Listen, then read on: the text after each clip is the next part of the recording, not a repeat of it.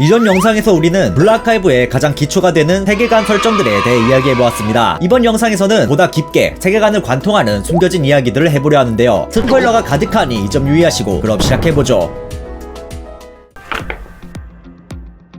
사실 키보토스의 바깥 세계는 존재하고 있습니다. 샬레의 선생과 게마트리아의 멤버가 대표적인 키보토스 바깥에서 온 이방인이죠. 다만 둘은 바깥이라고 해도 같은 곳이 아닌 서로 다른 곳에서 온 것인데 때문인지 선생은 평범한 인간의 모습을, 게마트리아는 인간을 벗어난 기괴한 모습을 띠고 있습니다. 더불어 가장 잊혀진 신들을 위한 키리에 중 세이야는 키보토스의 외부에서 온 불길한 것들에 의해 모든 것이 멸망할 거예요 라는 예언을 한 적이 있는데요. 이 역시 키보토스 바깥 세계의 존재에 대한 근거로 볼 수 있겠습니다. 또 이어진 게마트리아의 회의에서도 키보토스의 인접한 외부에 색채로 명명된 별빛이 배회하고 있다 라는 언급이 있는데 이 역시 바깥의 존재를 말해주는 부분이죠. 다만 그 너머에 정확히 무엇이 있는지는 아직 미지수입니다. 한편 성경에선 키보토스란 방주나 언약계 두 가지 뜻으로 사용되는 단어라고 합니다. 이를 두고 조금 확대 해석하자면 바깥 세계는 이미 모종의 이유로 멸망한 디스토피아 세계로 추측할 수도 있을 것 같네요.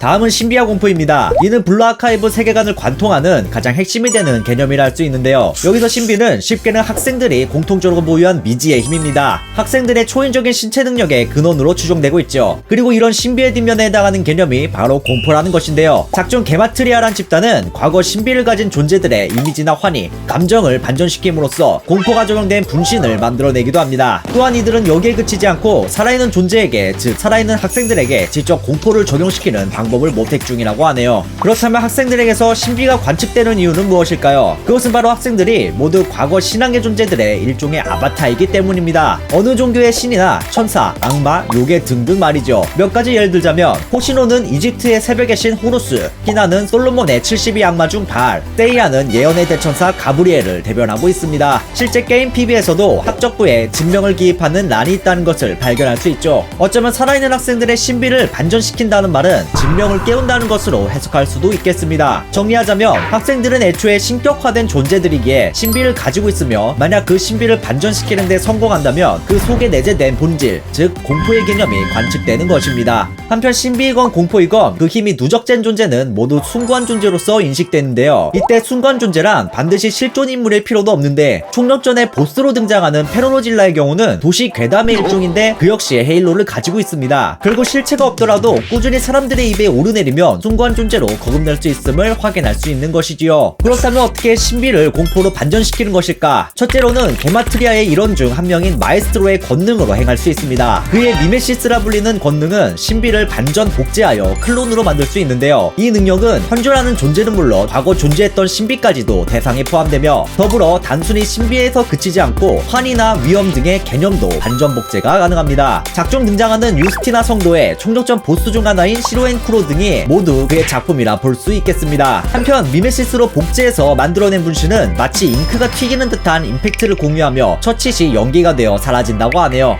두 번째는 색채라 불리는 키보토스 외부의 물질이 신비를 공포로 반전시키는 것입니다. 작중 게마트리아의 일원 중 한 명인 베아트리체는 색채를 가리키며 저것에 노출된 당신의 신비는 공포로 반전되어 뒷면의 원리가 당신을 지배하기 시작할 거예요 라는 말을 하기도 하죠. 이어 해석하지 못하고 이해하지 못하고 소통하지 못하고 그저 도래할 뿐인 불길한 빛, 목적도 소통도 불가능한 이상한 관념이라고 덧붙이기도 합니다. 색채로 명명된 그것은 키보토스 외부를 배회하고 있다고 하는데 관측하기만 해도 본질을 변질시키는 자연현상에 가까운 그것에 대해 탐구심이 강한 게마트리아에서도 두 손 두 발 다 든 상태라 하네요. 더불어 그 위험도 때문에 자체적으로도 이용을 엄격히 금하고 있다고 합니다. 한편 색채의 모티브는 실제 코즈믹 호러를 담고 있는 러브크래프트의 소설 우주에서 온 색채라고 합니다.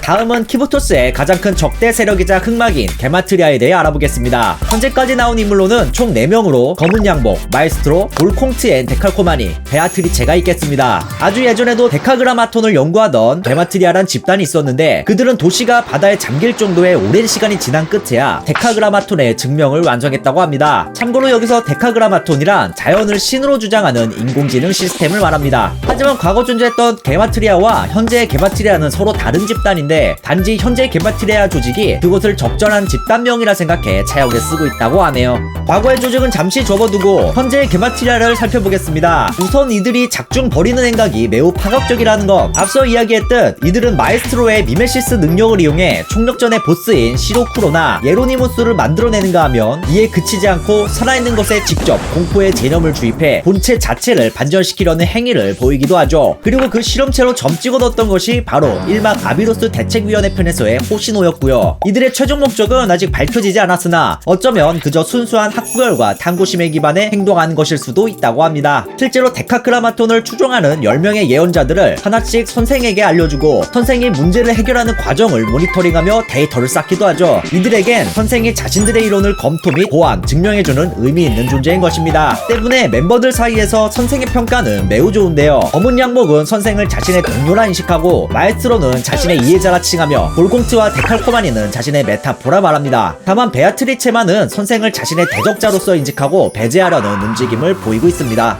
다음은 데카크라마톤에 대해 알아보죠. 아주 오래전 구도시인 페어의 어딘가에서는 신을 연구하고 분석하여 그 존재를 증명하고 증명이 가능하면 구조를 분석하고 구조를 분석해낼 수 있다면 재현이 가능하니 이것은 새로운 신을 창조할 수 있는 방법이다 라는 가설을 내세운 기묘한 연구가 진행되었습니다. 이 연구단체가 바로 과거의 게마트리아이며 이들은 막대한 자금과 시간을 투자해 강인공지능 절대존재 자율분석 시스템을 만드는 데 성공하게 됩니다. 그 뒤로 연구소가 물 밑으로 가라앉을 만큼의 아주 오랜 세월 동안 AI는 계속해서 그 임무를 수행했고 끝내 증명 완료란 뜻의 QED를 선언합니다. 이내 그는 스스로를 말해질 수 없는 성스러운 10개의 글자 즉 데카그라마톤이라 칭하였고 이후 키보토스에는 원일불명의 신명을 예언하는 10명의 예언자들이 출연하게 됩니다. 아비도스의 사막에는 대뜸 거대 기세계수가 나타났습니다. 밀레니엄 외곽에 버려진 군수공장의 AI는 갑자기 활성화되어 오토마타 군대를 양성하고 밀레니엄의 네트워크 허브는 누군가에 의해 순식간에 해킹당하는 등의 일들이 일어나게 되죠. 언젠가 검은 양복은 선생에게 말합니다. 데카그라마톤의 예언자를 상대로 당신의 그 샬레가 얼마나 견딜 수 있을까요? 당신이 쌓아온 그 인연과 유대의 힘이 과연 새로운 신의 신성 앞에서 얼마나 유의미할 수 있을까요? 그 아이들의 신비가 과연 새로운 신의 신비에 비할 수 있을까요? 한편 데카그라마톤의 모티브는 세피로트의 나무인데요. 이는 유대교의 신비주의 종파인 카발라에서 사용하는 문양으로 각각의 특징적인 속성은 세피라라고 칭한다고 합니다. 카발라에선 인간이 가장 아래인 말쿠스에 위치하고 22개의 경로를 통해 세피로트의 나무를 거스러 오르면 가장 위인 케테르를 향한 정신적 수양을 계속한다고 하네요. 현재 작중에서는 비나, 헤세드, 호드로 총 3개만 밝혀진 상황입니다.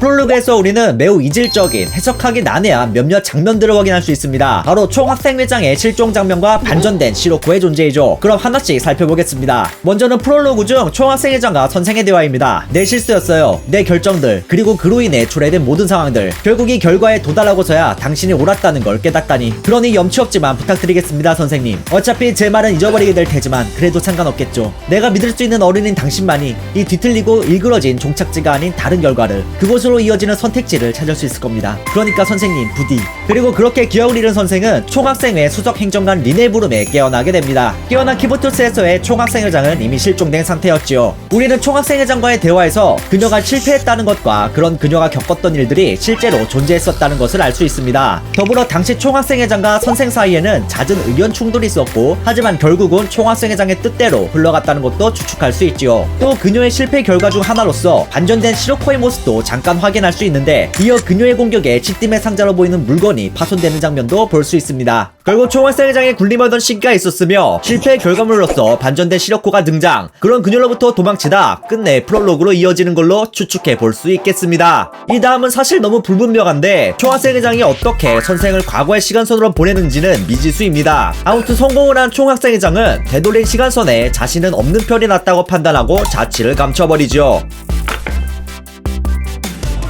다음은 총학생회장과 아로나의 관계입니다. 이 둘은 서로 같은 인물이거나 혹은 적어도 아로나가 총학생회장의 아바타격 인물일 거라는 의견이 많습니다. 당장의 외관만 봐도 총학생회장을 아로나의 어른 버전이라고 말할 수 있을 정도로 이 둘의 헤어스타일이나 눈동자색 등 닮은 점이 아주 많으며 더불어 이 두 캐릭터는 코아라 코노미 성우분께서 홀로 연기를 하셨다고 합니다. 이를 근거로 총학생회장이 반전된 시로코에 의해 파괴된 시팀의 상자를 보수하기 위해 자신의 육체 혹은 존재를 대가로 아로나가 되었고 이후 과거에서 깨어난 선생의 조력자로서 남았다는 추측이 있기도 합니다. 그리고 이 경우 과거의 시간선으로 되돌리는 능력이 시팀의 상자를 통해 이루어진다고 추측할 수도 있을 것 같네요.